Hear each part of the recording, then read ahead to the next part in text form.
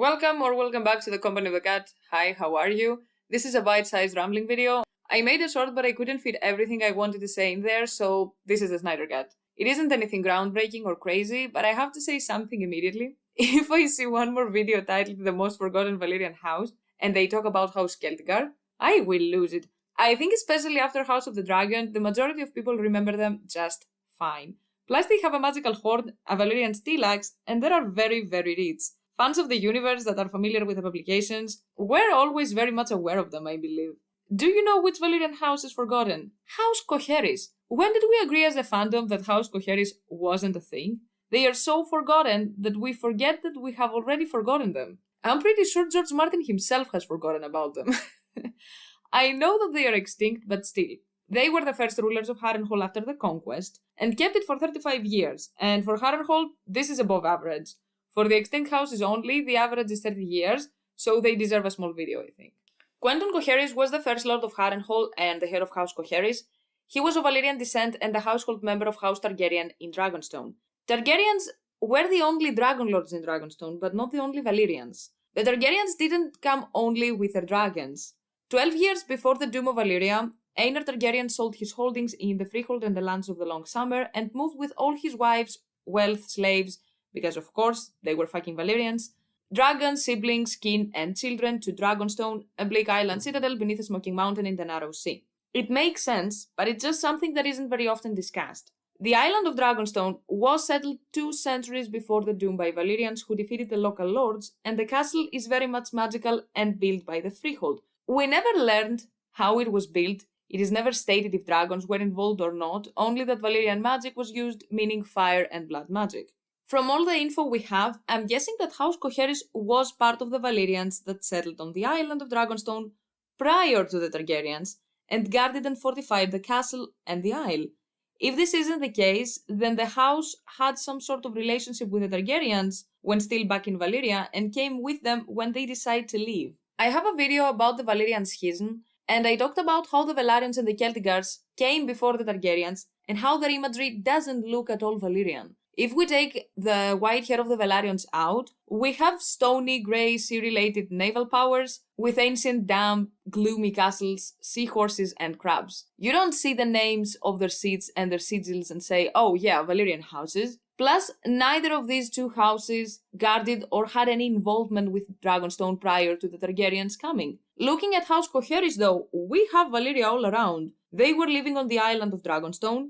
The Master-at-Arms of Dragonstone was the head of the house, and they had a flaming red and yellow saltire between 4 white skulls on a black field on their sigil. Very, very fire and blood, if I say so myself. Sir Quenton was the Master-at-Arms at Dragonstone during Aegon's conquest. He was already quite old, he had kids and grandkids, and even though we do not know when he was appointed Master-at-Arms, it is possible he was the one who trained Aegon, Visenya, and Rhaenys, as well as their half-brother Orys Baratheon when younger. It would make sense considering his age, the fact that he was a battle companion to Aegon himself, and the Master-at-Arms in Dragonstone. Actually, I'm guessing he had a leading role during the conquest considering his position. Plus, after Aegon wiped out the horse, gave Quenton freaking Harrenhal.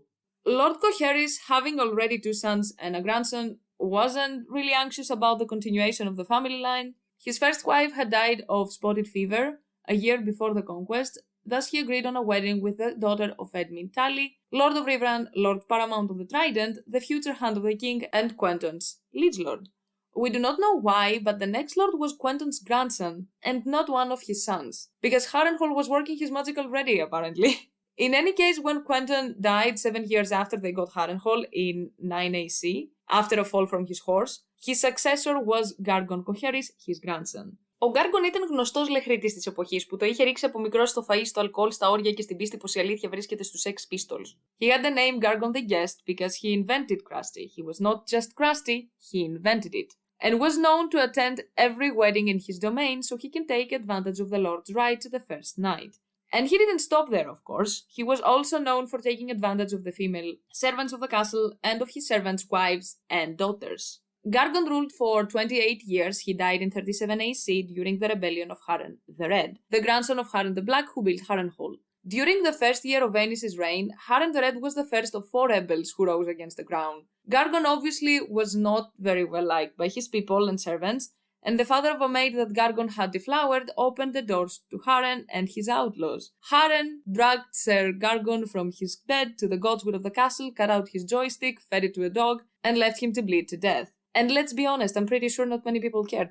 When the event took place, Aenys was at Riverrun, and Lord Tully suggested mounting his dragon Quicksilver and burning out the rebels at Harrenhal, but Aenys said, "Nope, you're gonna raise your banners and march to Harrenhal with 1,000 men." And Lord Tully did exactly that. Harren, though, was very much aware of the slow advance of the royal army, so he and his men put all the loyal castle servants to the sword and fled into the woods. Aenys, in King's Landing, had ordered his hand Alyn Stockworth, along with a fleet, to go to the Vale to suppress a second rebellion by House Harren, but at the last moment recalled the order, fearing that Harren might attack King's Landing. He instead sent Stockworth to the Riverlands with several hundred men to hunt down Harren the Red. Stockworth succeeded and cornered Harren in a village close to the God's Eye. In the battle that followed, Harren killed Alyn, but was killed in turn by Stockworth's squire Bernard Brune, who after this was knighted by the king. After this rebellion, the rule of Harrenhal was granted to House Harroway. Gargon's death signaled the end of House Qoherys and the beginning of a long list of houses that got extinct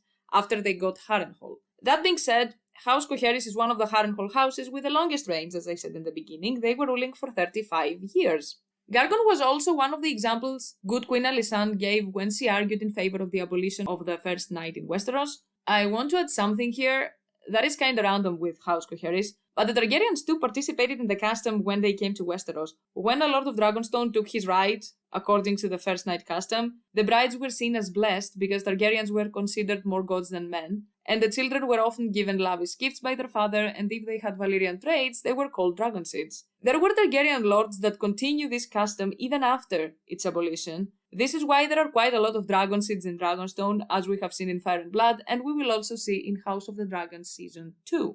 This is it pretty much. As I said, nothing earth-shattering, just a small video for the actual Forgotten Valyrian House. Except for the Velaryons and the Celtigars who came before the Targaryens, we had one more Valyrian house in Westeros. One closer to the Targaryens than the Velaryons and the Celtigars, that most likely too came before the Targaryens in Westeros, and more specifically in Dragonstone. Thank you very much for watching, and if you enjoyed this video, press a like, comment, share, and subscribe to join our ranks if you haven't. Until the next one, bye!